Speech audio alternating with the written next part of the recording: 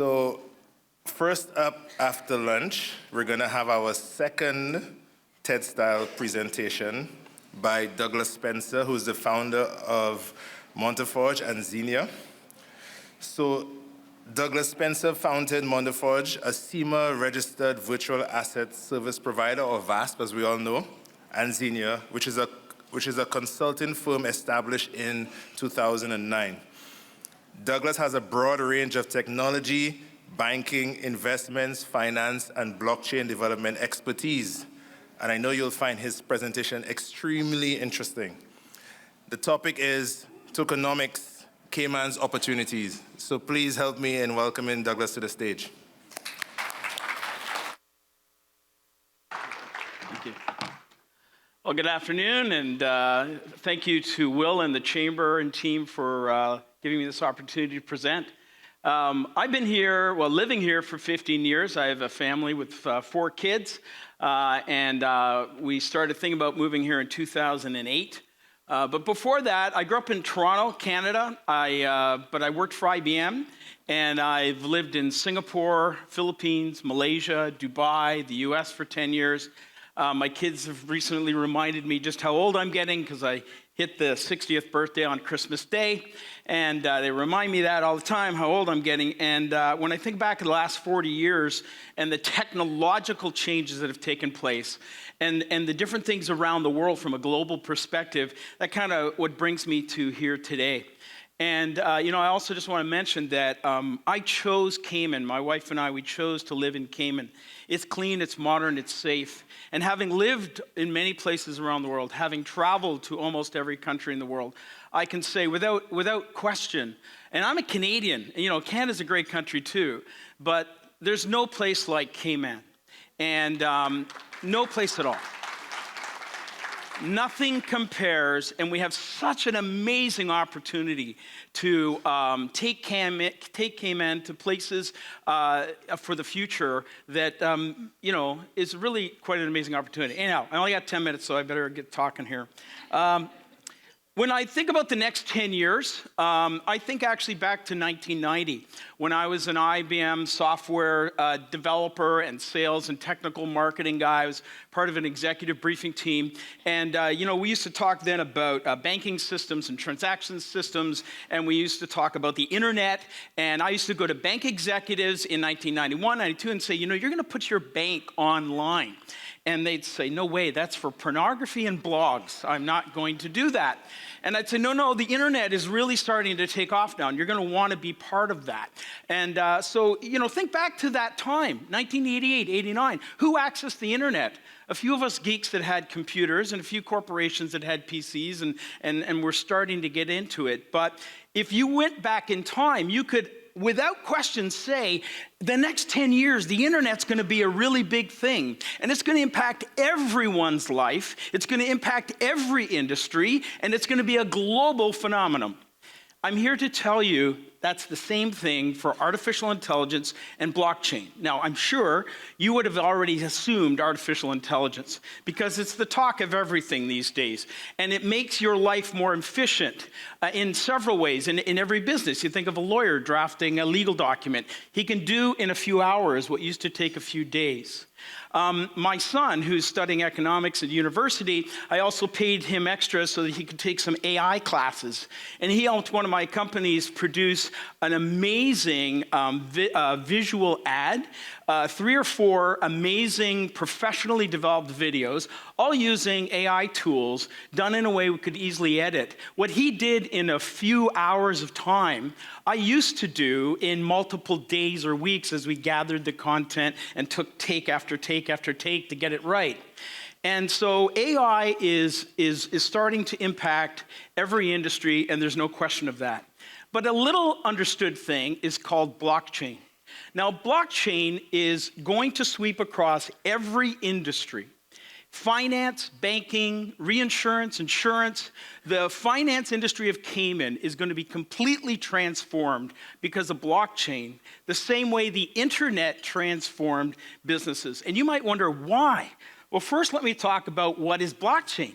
It's a collaboration of technologies that were put together about 15 to 18 years ago. IBM actually contributed a lot of the cryptology technologies and database structure things. It's a database. It's a database on steroids.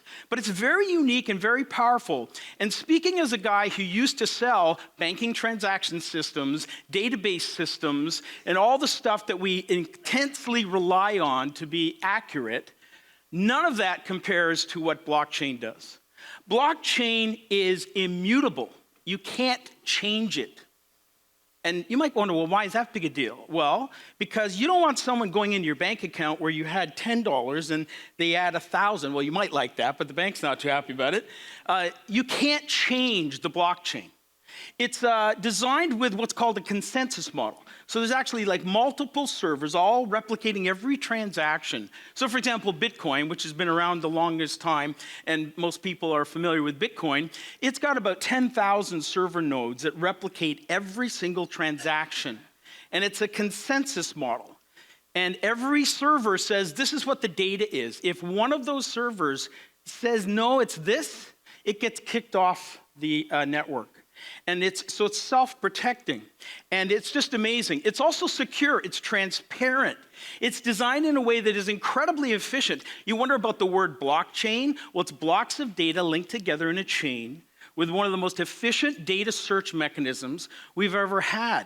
This is why it's proven this itself. You know, the internet in the 1990s had already been around 15 or so years. But it was in the 90s that we had the browser, we had better connectivity, you no longer had to dial in with that, 2400 baud modem. I was really thrilled when I got a 9600 baud modem. But the blockchain is kind of similar in the sense of the rate of adoption. We're now past the point where it's proven itself. It's now reliable enough that we can implement, and it has incredible benefits. And, one of the things that it allows for is something called tokenization. Now, tokenization is the idea of taking a real-world asset, could be real estate, could be a bond, could be a share of a company, could be a commitment to profit sharing, could be a gold bar, and linking it with legal entitlements to a token. Now, a token is an address on the blockchain. It's a piece of software. And I could go into detail about all that aspects, but we have other seminars that would cover that. And so the tokenization allows us to bring to this reliable, secure blockchain infrastructure a much more efficient way to do things. And it is estimated that trillions of dollars of assets are going to move to the blockchain in the form of tokenization. And if you don't believe me, let's listen to a guy who was against Bitcoin and was against all that crypto stuff just a few years ago, and now listen to what he says. We believe the next step going forward will be the tokenization of financial assets. And that means every stock, every bond will have its own, basically, CUSIP. It'll be on one general ledger. Every investor, you and I, will have our own number. So, as Larry says, everything's moving to the blockchain. In the stock market, I don't know if you knew or not, but back in the 80s, they realized they had a problem. They couldn't process the re-registration of shares fast enough. You used to have this 3-day turnaround time. And they did some things to try to make that more efficient.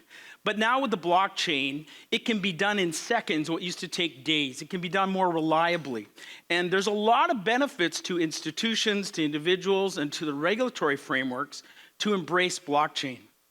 So for example, Cayman Islands Monetary Authority, we have our virtual asset service provider legislation.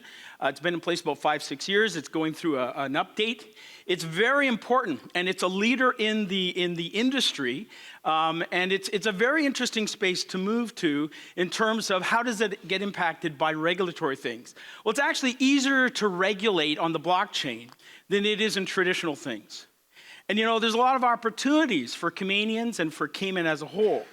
But blockchain adoption has to begin now, because I guarantee you in the next 5 to 10 years, the funds industry is going to change, the insurance industry is going to change, banking is going to change. All of these things are going to impact jobs and create opportunities if we're prepared. A simple example, in my company, Moneta Forge, we've got several tokens that we launched last year. Some of them started doing their quarterly dividends. We send out 2,000 distribution dividends in 15 seconds to the token holders who are like shareholders or investors in a particular fund. We have more reliable KYC and AML and onboarding investor administration than anything in the traditional model. And now these things can be used to help the traditional space as well. There's a lot of benefits to Cayman to being a leader in tokenization. And my company, Manette Forge, again, I'm not here to advertise, but my company, Manette Forge, is proud to be a Cayman-based company. And we are providing things in this industry that are unique. We have an on-chain SEC transfer rules engine that is like a rules system to ensure restricted transactions or restricted securities are properly and securely managed. We've been asked to open source that as part of the ERC standards. So Cayman can be a leader in the space of tokenization, in the space of adopting blockchain, and I'm out of time, so I'm going to wrap up. But let's just say this is an exciting area, and I know you've heard about AI, but be prepared for how blockchain is going to change the world, and Cayman can be a leader in that. Thank you for your time.